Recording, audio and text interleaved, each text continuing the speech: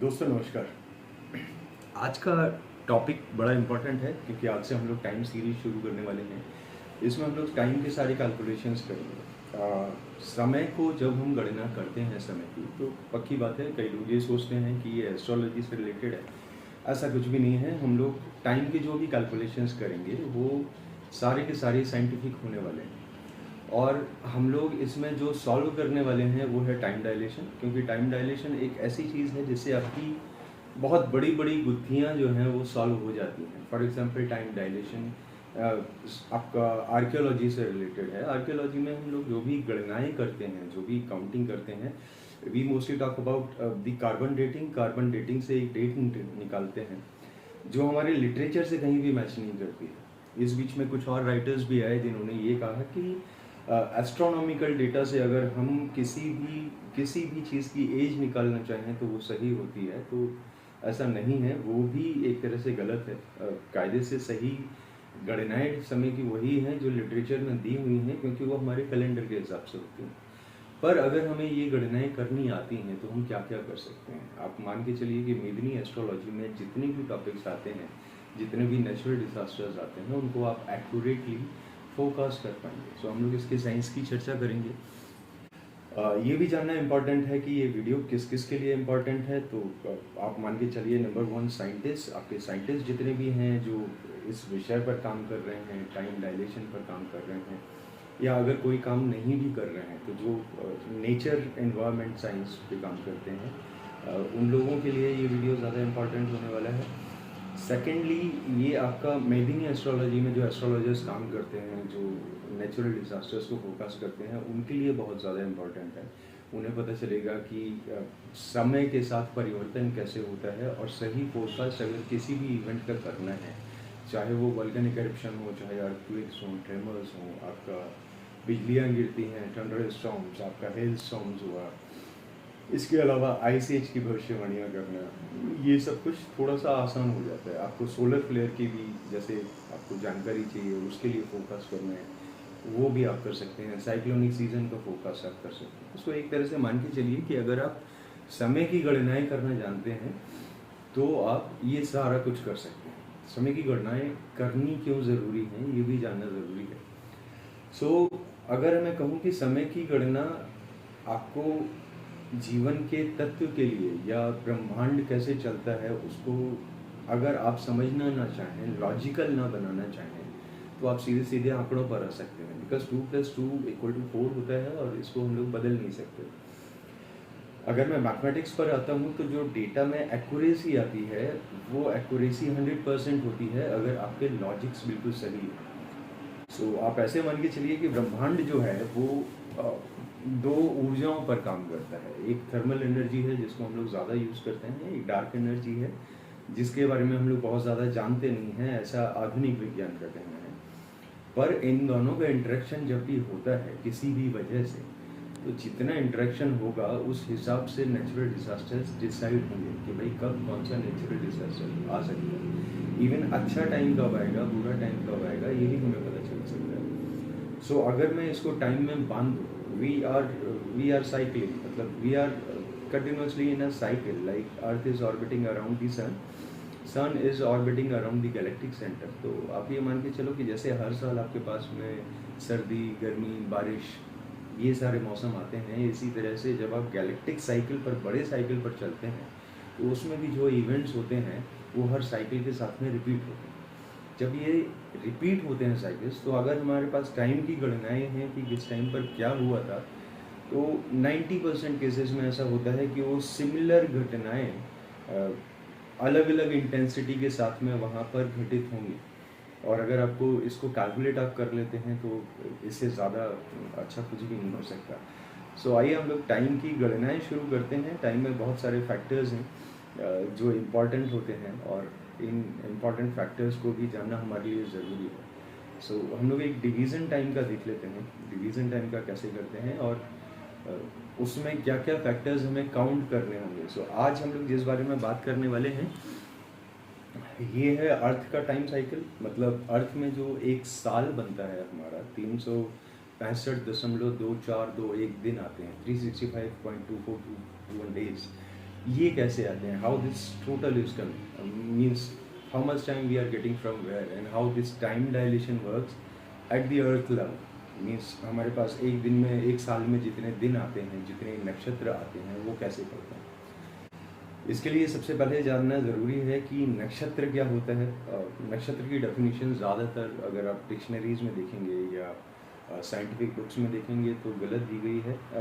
नक्षत्र is designated as constellation, but it is not actually the constellation. So constellation क्या होता है, एक तारा समूह को हम लोग कॉन्स्टलेशन कहते हैं, जिसमें बहुत सारे तारे होते हैं, या तारा मंडल जिसको कहते हैं, वो हम लोग मान सकते हैं, जो आसमान में हमें दिखाई देते हैं। जैसे ध्रुव तारा वगैरह हुआ, सो ये सब किसी न किसी तारा मंडल के हैं, जिनको हम लोग नक्षत्र समझते हैं, बट एक्चुअली में ऐसा है नहीं। हम लोग जब भी किसी भी तारा मंडल को देखते हैं तो उससे हम अर्थ की पोजीशन के कैलकुलेशन कर सकते हैं, ये बात सही है। और इसका रीज़न कुछ अलग है। इसका रीज़न आप कह सकते हैं कि जैसे we are lucky to have one moon, हमारे पास एक चंद्रमा है, और हमारे लिए इससे बड़े लक की बात कुछ नहीं हो सकती, क्योंकि इससे हमारा जो साइकिल है वो इक्वली बैलेंस्ड रहता है।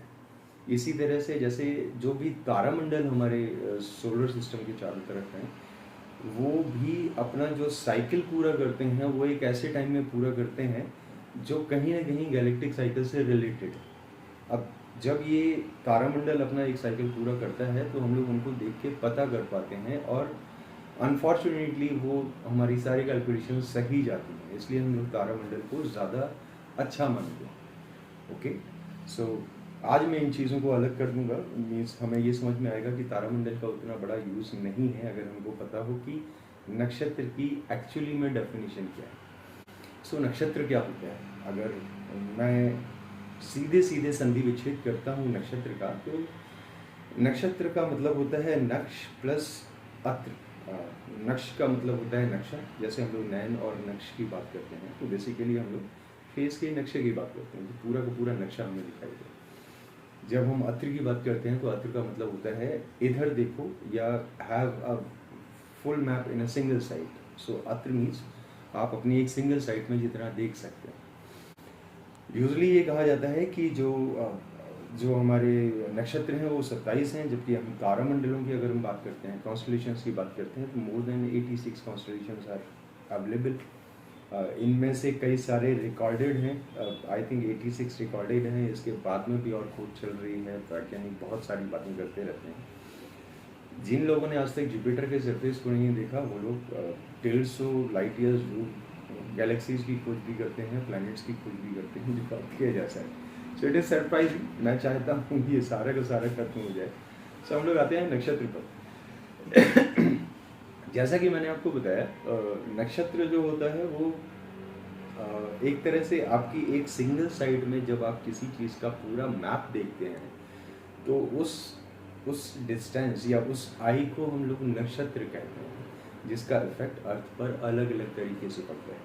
सो आप इसको ऐसे मान के चलिए कि सूरज जब एक बार 27 दिनों में अपना पूरा एक स्पिन पूरा करता है, तो वो 27 नक्षत्र कहलाते हैं। बट ये नक्षत्र क्यों कहलाते हैं? बिकॉज सन एक नक्षत्र के समय में पृथ्वी को पूरा देखता है। मीन्स पृथ्वी जब पूरी एक बार स्पिन करती है तो सन का जो डिस्टेंस कवर होता है, जो पोर्शन अर्थ के सामने पड़ता है, वो पोर्शन 1/27वां भाग होता है सन की सर्कमफ्रेंस का।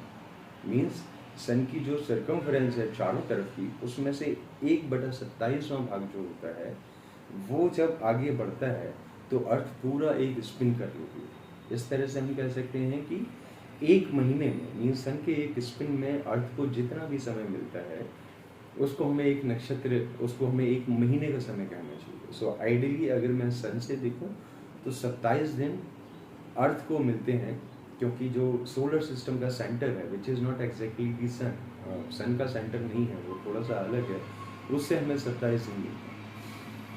इसके आगे जब हम बढ़ते हैं तो जब कैलकुलेशंस करते हैं तो हमें ये भी पता चलता है कि सन का जो सरफेस है, इट इज़ गोइंग ऑन बैरी साइकिल। मीन्स सन इस तरह से अगर जा रहा है तो सारे प्लैनेट्स चारों तरफ से घूमते हुए जा रहे हैं, जैसा कि आप आगे वीडियो में भी देख सकते हैं।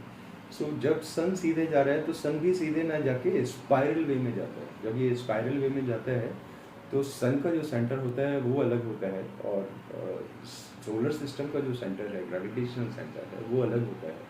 उसके चारों तरफ जब सन चलते हुए जाता है तो ये 27 नक्षत्रों को अराउंड 27.77778 डेज या नक्षत्र में ये पूरा करता है। सो एक्चुअली सन से जो इफेक्टिव नक्षत्र अर्थ को मिलते हैं वो 27.77778 नक्षत्र होते हैं।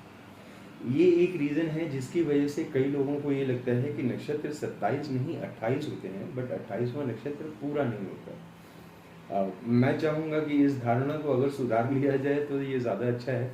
ये बात सही है कि नक्षत्र 27.7778 डेज होंगे जो कि इफेक्टिव होंगे। इसके अलावा जो भी वेरिएशंस होते हैं वो सन के सरफेस की वजह से आते हैं। वहाँ पर कहाँ पर उभार है, कहाँ पर ग्रेविटी ज़्यादा है, कहाँ पर ग्रेविटी कम है, कहाँ पर एटमॉस्फेरिक प्रेशर ज़्यादा है, उसके हिसाब से अर्थ का ऑर्बिट बदलता रहता है। और इसलिए हमको एक महीने में कभी 30 दिन मिलते हैं, कभी 28 दिन मिलते हैं, कभी 31 दिन भी मिलते हैं। सो इस तरह से ये नक्षत्र हमारा काम करता है। अब आइए आते हैं हम लोग टाइम के ब्रेकअप पर कि अर्थ में ये टाइम का ब्रेकअप कैसे होता है। ये 27 दिन जो हमें, या 27.7 दिन हमें जो सूर्य से मिलते हैं, ये जो टोटल अकोमोडेट करते हैं एक साल में, अगर हम इसको 12 से मल्टीप्लाई करते हैं तो टोटल हमें जो सूरज से मिलने वाला समय है, जो एक महीने के या एक साल के टाइम में मिलता है, वो आता है 27.7778 मल्टीप्लाइड बाई 12 मंथ्स। 12 महीनों से जब हम गुणा करेंगे so it comes to 333.333 days in a year. ये हमें सूरज से मिलता है। 333 दिन, 365 दिन कैसे बन जाते हैं, इसके लिए हमें ब्रेकअप देखना पड़ेगा। सो आइए हम लोग ब्रेकअप देखते हैं इसका। तो जैसा कि आप इस स्लाइड में देख पा रहे हैं कि जो नक्षत्र एग्जैक्टली हमें मिलते हैं, जो सोलर सेंटर से मिलते हैं, सोलर सिस्टम का जो सेंटर होता है, so we are getting 27 nakshatras from there. We can count it as days per month we are getting from sun, because whenever sun is completing its one spin, आपका अर्थ जो है वो 27 बार 7 टाइम्स स्पिन करती है, जिस वजह से 27 nakshatras we are getting from the center of the solar system. Then from sun we are getting 0.777778 days per month. So this is external time. Our total comes to around 27.7778 days. These are the actual nakshatras we are getting from the sun, and then we are getting 2.222 days approx time because of its solar system's atmosphere, and that gives us a time coefficient of 1.08, which is a significant number in Hindu religion. इसके अलावा अगर आप मोटे तौर पर देखें तो 324 दिनों का जो टाइम है वो हमें सोलर सिस्टम के सेंटर से मिलता है। 9.33 डेज पर ईयर जो है वो बैरी साइकिल की वजह से मिलता है, जो सन का अनइवन मोशन होता है। इसके अलावा 26.66 डेज का टाइम जो है हमें टाइम कोफिशिएंट की वजह से मिलता है, विच इज़ 1.08। जो मरकरी और वीनस की वजह से हमें समय मिलता है, that is 4.24484 days per year. And जो मून की वजह से हमें रेड शिफ्ट का टाइम मिलता है, that is 0.99722928 days per year. That is almost equal to 1 sidereal day, जो हमें साल भर में एक्यूमुलेट होके मून की वजह से मिलता है। इस तरह से हमारा टोटल नंबर ऑफ डेज जो आता है वो 365.2421 डेज आता है। यहाँ पर हम दो चीज़ों को समझेंगे कि जो हमारा मून का रेड शिफ्ट है वो हम लोग कैसे कैलकुलेट करते हैं, एंड देन मरकरी और वीनस बाकी का टाइम जो देते हैं, why it has to be accurate, क्योंकि इसके पीछे भी कुछ लॉजिक होना चाहिए, कुछ कैलकुलेशंस होना चाहिए। So we got some significant number there also. So आगे हम लोग इसको भी डिस्कस करेंगे। सो हम लोगों ने अभी समय का ब्रेकअप देखा। ब्रेकअप में हमें ये समझ में आया कि हमारा जो समय होता है वो सूर्य से मिलने वाला समय अलग है। सूर्य का जो सोलर सिस्टम है, इसका जो एटमॉस्फेयर है, इसकी वजह से जो ड्रिफ्ट होती है उससे मिलने वाला समय अलग है। लाइक सूर्य से हमें जैसे एक महीने में 27.7778 दिन मिलते हैं, और एक साल में 333.333 दिन मिलते हैं। और यहाँ पर 26.66 दिन एक साल में और मिलते हैं जो सोलर और एटमॉस्फेयर की वजह से ड्रिफ्ट आता है, जिसको हम लोग एक तरह का रेड शिफ्ट कह सकते हैं, जहाँ पे अर्थ ज़्यादा नंबर ऑफ डेज काउंट कर लेती है। 26.5 दिनों का ये काउंट होता है, जिसकी वजह से साल में हमारे जो दिन बन जाते हैं वो बन जाते हैं 360। इसके अलावा मरकरी से और वीनस से दोनों ही प्लैनेट रास्ते में आते हैं, और ये जब मूव करते हैं अर्थ की साइड से तो ये अर्थ के एटमॉस्फेयर पे उसकी वेलोसिटी पे फर्क डालते हैं, जिसका डिफरेंस होता है अराउंड 4.244 डेज, जैसा कि कैलकुलेशन में दिखाया गया था। और बाकी का जो एक दिन होता है वो भी एक कंप्लीट दिन ना होकर एक साइडरियल डे होता है, जो कि हमें चंद्रमा की वजह से मिलता है। इनमें से अगर मैं बात करूं कि मॉडल साइंस को कितना पता है या आधुनिक विज्ञान को कितना पता है, तो मैं ये कहूँगा कि उनको सिर्फ एक शिफ्ट के बारे में पता है, एक रेड शिफ्ट, जिसमें हमारा एक साइड रियल डे होता है 23 आवर्स 56 मिनट्स 4.1 सेकेंड का होता है। अगर मैं इसको कहूँ कि इससे ज़्यादा क्या उनको पता है, तो इससे ज़्यादा उनको ये नहीं पता है कि ये चंद्रमा की वजह से। मरकरी और वीनस का जैसे मैंने बताया, तो इस टाइम का बहुत इम्पोर्टेंस है, उसको भी हम लोग अच्छे से। यहाँ पर एक इम्पॉर्टेंट बात ये आती है कि जो सोलर एटमॉस्फेयर का जो टाइम हमें मिलता है उसके कैलकुलेशंस क्या हैं। सो आप इसको ऐसे मान के चलिए कि हर जगह टाइम का एक टाइम कोएफिशिएंट होता है, जिस गति से आपका टाइम बढ़ता है। फॉर एग्जांपल आपको सन से जो 27.7778 डेज मिले हैं, उसके अलावा जो सोलर एटमॉस्फेयर होता है उसकी वजह से जो ड्रिफ्ट क्रिएट होता है वो होता है 1.08 टाइम्स। आप अगर सोच रहे हैं तो आप बिल्कुल सही सोच रहे हैं। 1.08 कुछ नहीं है, 1.08 108 नंबर है, जिसका सनातन धर्म में बहुत ज़्यादा इम्पोर्टेंस है और इसको बहुत ही होली नंबर माना जाता है। ये इसलिए माना जाता है बिकॉज ये ब्रह्मांड में कहीं ना कहीं जुड़ा हुआ है। यहाँ से लेकर ब्रह्मांड के केंद्र तक अगर आप जाएंगे, मतलब ब्रह्मलोक जिसको कहते हैं या कल्प कहते हैं, अगर आप वहाँ तक जाएंगे तो आपको 1.08 के कैलकुलेशंस मिलेंगे, जो कि वाकई बहुत ज़्यादा इम्पोर्टेंट है। कई बार लोग ये कहते हैं कि 108 इसलिए इम्पोर्टेंट है बिकॉज सन का अर्थ से जो डिस्टेंस और डाया का रेशियो है वो 108 होता है, या चंद्रमा और अर्थ में जो कोरिलेशन है उनके मूवमेंट का, उसमें जो 109 या 108 का कोएफिशिएंट आता है उसकी वजह से। तो मैं आपको बता दूं कि ये जो टाइम का कोएफिशिएंट है, इट वर्क्स ऑन ग्रेविटी। ये ग्रेविटी की वजह से क्रिएट होता है, और जब जब ये ग्रेविटी कम या ज़्यादा होगी और ये रिलेटिव ना होके फाइनली रिजल्टेंट ग्रेविटी होगी, उस दिन अर्थ और सन के बीच का जो डाया और डिस्टेंस का रेशियो है वो अपने आप ही बदल जाएगा। फॉर एग्जांपल, अगर मैं कहूँ कि टाइम का कोफिशिएंट अर्थ के लिए जो सन के एटमॉस्फेयर से मिलता है वो 1.08 ना होके 1.11 हो जाएगा, तो आपका जो डिस्टेंस और डाया का रेशियो है वो अपने आप ही ऑटोमेटिकली 1.12 हो जाएगा, नॉट 1.11, ये 1.12 हो जाएगा एग्जैक्टली। सो इसके पीछे भी बहुत सारी साइंस है, बट आप मान के चलिए कि if you are searching for the source of these correlations, then this is the one that 1.08 is a time coefficient of the sun's atmosphere. इसके अलावा जब हम आगे बढ़ते हैं, जब हम मरकरी और वीनस के कैलकुलेशंस करते हैं, तो ये बाकी का बचा हुआ टाइम है जो हमें मिलता है वहाँ से। इसके लिए मैं कह सकता हूँ कि इसके लिए बहुत ज़्यादा लॉजिक्स नहीं ढूंढे जा सकते, बट यस, इसका जो रिजल्ट आता है वो रिजल्ट दैट इज़ मेस्मराइजिंग। उसमें बहुत ज़्यादा इंपॉर्टेंट चीज़ें छिपी हुई हैं। इसके पहले हम लोग डिस्कस कर लेते हैं एक बार चंद्रमा से जो रेड शिफ्ट मिलता है वो साइंटिफिकली प्रूवन है, उसके कैलकुलेशंस हम लोग कैसे करते हैं। सो आइए हम लोग देखते हैं चंद्रमा की रेड शिफ्ट से मिलने वाले जो एक दिन है उसके कैलकुलेशंस। यहाँ पर एक साइडरियल डे के कैलकुलेशंस दिए गए हैं। साइडरियल डे जो साइंटिफिकली बोला जाता है that is of 23 hours 56 minute 4.1 seconds. And अगर मैं इनके कैलकुलेशंस को निकालता हूँ तो फुल डे ऑन अर्थ जो 24 आवर्स का होता है दैट इज़ 86,400 सेकेंड्स का होता है, जबकि हमारा जो साइडरियल डे आता है वो 86,164.1 सेकेंड्स का आता है। आप अगर इसका टोटल जो डिफरेंस निकालेंगे, this difference is coming to around 235.9 seconds, which is very important. अगर मैं इसको 365.2421 डेज में मल्टीप्लाई करता हूँ So I'm getting around 86,162.5 seconds. जो हमारा साइड रियल डे का जो टोटल टाइम था दैट इज़ 86,164.1 सेकेंड, एंड जो हमारे पास ऐड करने के बाद इसको 365 बार इसके डिफरेंस को ऐड करने के बाद जो टाइम आ रहा है that is coming to 86,162.5 second. It is almost equivalent to sidereal day, ये उसके बराबर ही है. इस तरह से हम कह सकते हैं कि जो मून की वजह से एक रेड शिफ्ट होता है उसकी वजह से हमें पूरे साल में एक साइड रियल डे मिलता है, जो हमें मरकरी और वीनस के केस में 4.244 डेज मिलता है.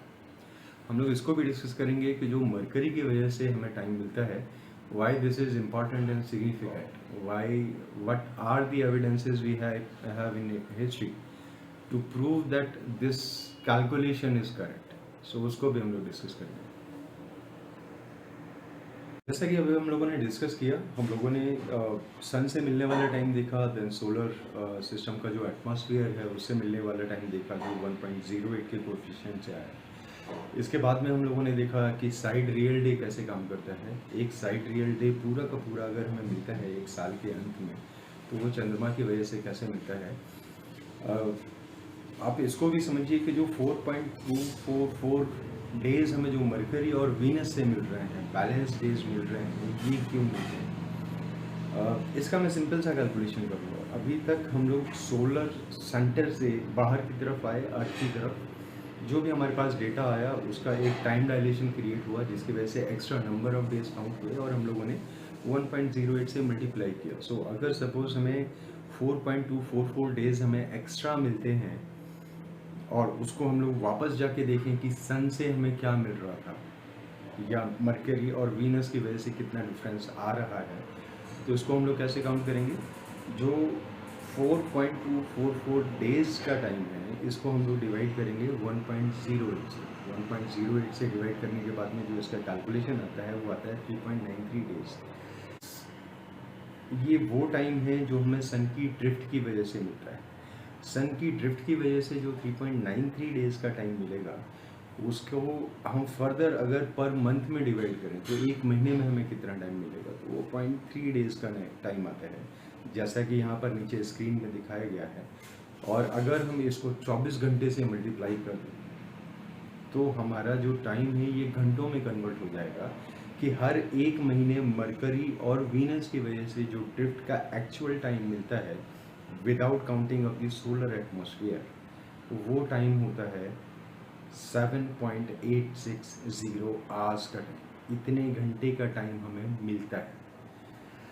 Now I hope you all are aware about this number 786. Islam में ये बहुत ज़्यादा होली नंबर माना जाता है, लकी नंबर भी इसको कहते हैं. So this is also a truth of the universe, this is also a truth of the solar system कि सन से मरकरी और वीनस का जो ड्रिफ्ट क्रिएट होता है उसकी वजह से जो टाइम डायलेशन क्रिएट होता है वो अर्थ को 7.86 आवर्स पर मंथ हर सन के एक स्पिन के साथ इतने घंटे का टाइम वो एक्स्ट्रा देता है.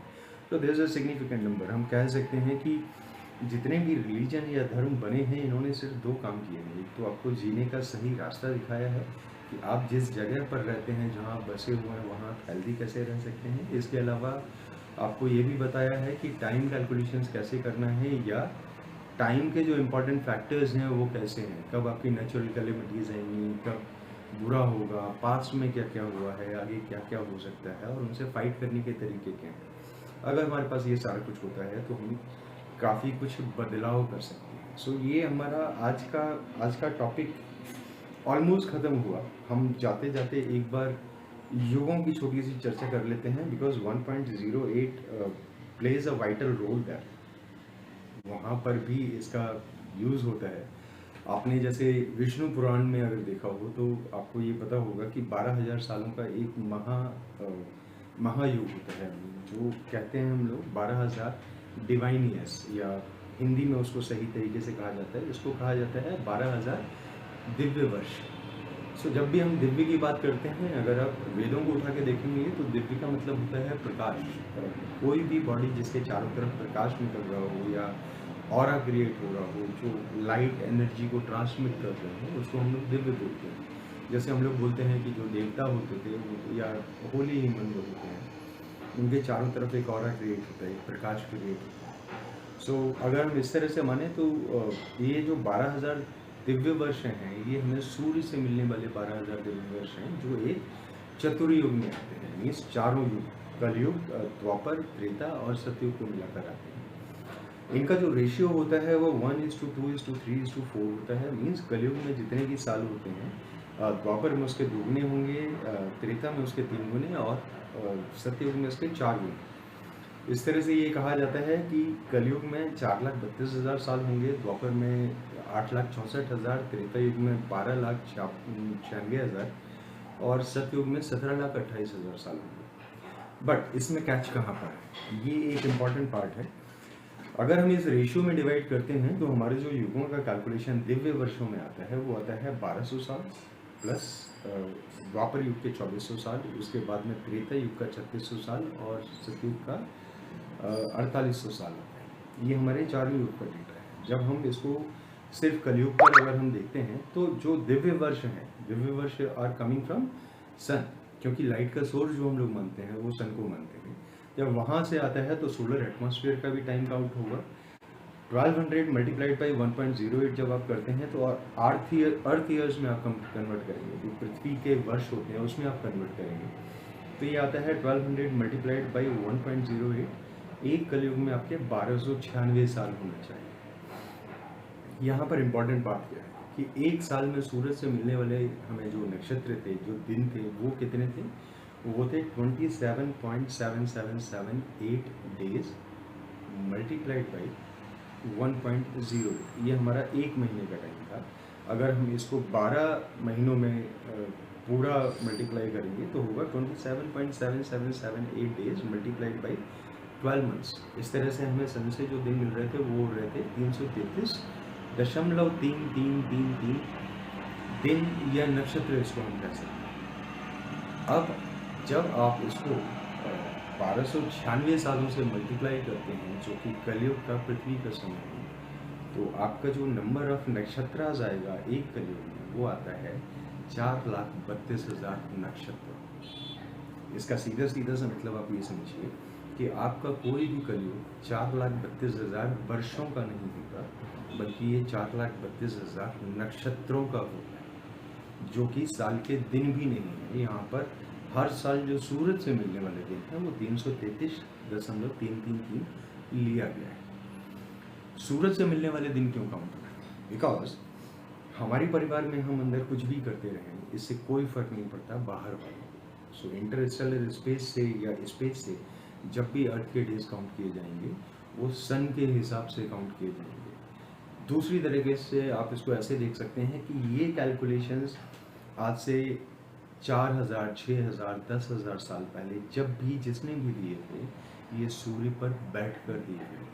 अदरवाइज इन कैलकुलेशंस को पा पाना एक तरह से नामुमकिन है। मैं आपको बता रहा हूँ, ये बात अलग है, बट इसका कोई भी रिटन रिकॉर्ड अभी तक नहीं। सो आप इसको मान सकते हैं कि एक कलयुग में 1296 साल होते हैं और द्वापर, त्रेता और सतयुग में ये मल्टीप्लाई होते रहते हैं, double, triple, then 4 times in सतयुग।